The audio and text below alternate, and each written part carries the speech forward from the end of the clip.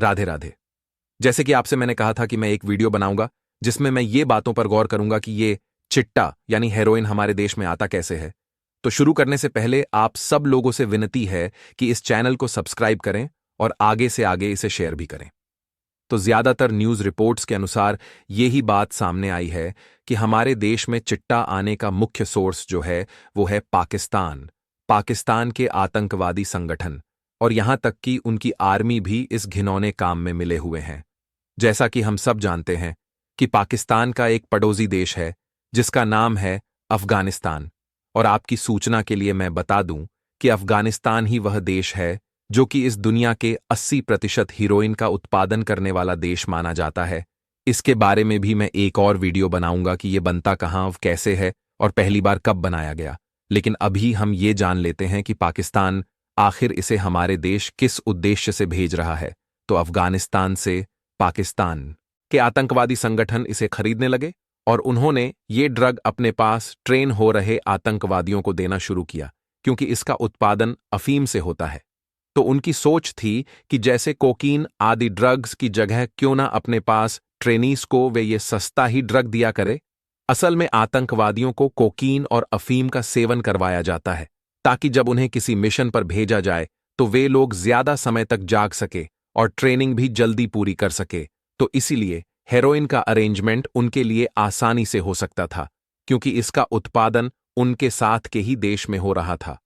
तो उन्होंने सोचा क्यों ना इस नशे को अपने ट्रेनीज जिन्हें वे ट्रेन कर रहे हैं पर आजमाया जाए। लेकिन उन्होंने पाया कि यह तो एक सुस्त करने वाला नशा है और इसकी लत में तो इंसान लाचार हो रहा है, और वे लोग ऐसा ड्रग नहीं चाहते थे जिससे उनके आतंकवादी सुस्त होने लग जाए।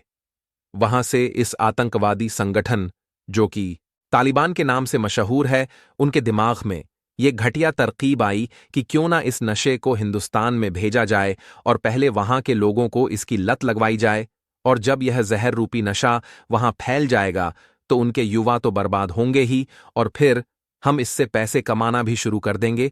तो धीरे धीरे तालिबान ने पाकिस्तान की आर्मी से ये आइडिया साझा किया और दोनों ने मिलके इसे बॉर्डर के उस पार यानी हमारे भारत देश में अलग अलग तरीकों और जरियों से पहुंचाना शुरू कर दिया।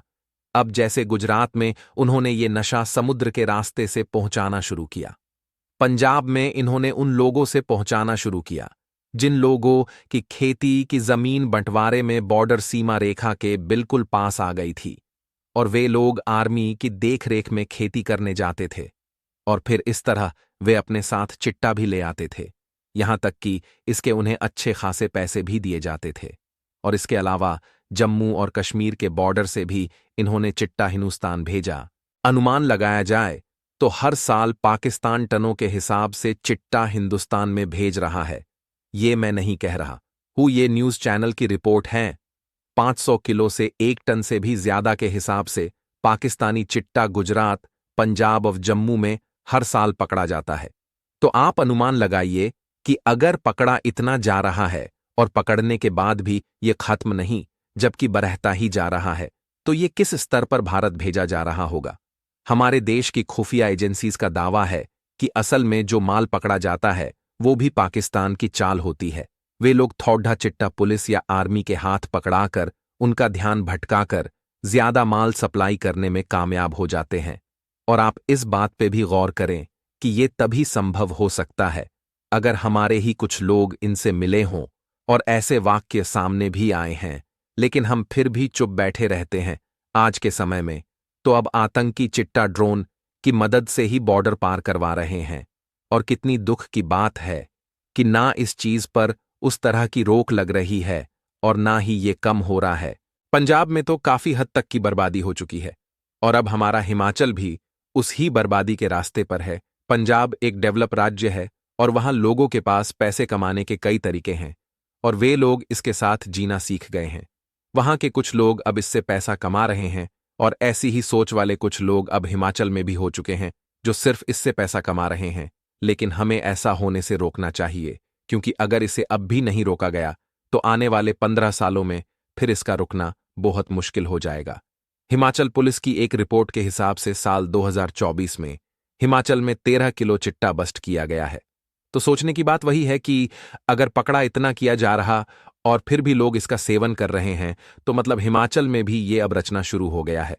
लेकिन अभी भी अगर हम सब चाहे तो इसे एकजुट होकर रोका जा सकता है। और अगर अब नहीं रोका तो बहुत से मासूम बच्चे इससे बच नहीं पाएंगे। आप बस मेरे साथ इस चैनल पर बने रहिए और जानिए कि इसे कैसे रोकना है।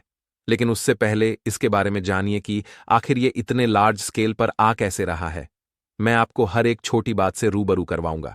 धन्यवाद आज के लिए। इतना ही। अगर आपको ये वीडियो का कंटेंट अच्छा लगा तो इसे अपने आसपास के लोगों में शेयर करें और लाइक और सब्सक्राइब करना ना भूलें। राधे राधे।